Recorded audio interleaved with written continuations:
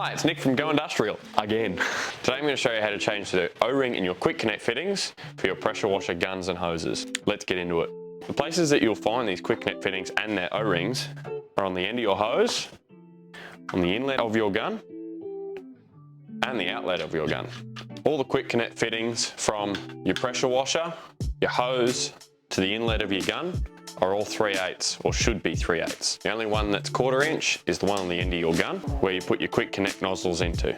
So if you have water leaking out of the end of your gun while the tip's in there or at any of the joins, it's probably because that O-ring needs to be changed. I'm going to show you how to do that. The tool that you use to get the O-rings out, it's in the name, it's an O-ring picker. It's easier if you get one with a bit of an angle on the end, so that way you can see what you're doing.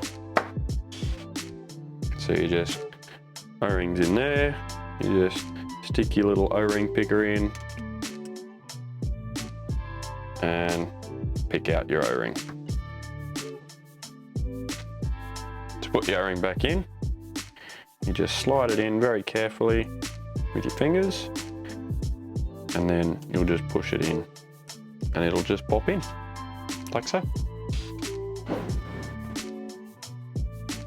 You can find the replacement O-rings on our website, but if you don't want to do it yourself, you can get a quick connect fitting with one already in it. It is a little bit more expensive. Thanks for watching. Make sure you subscribe to the channel and we'll see you next week.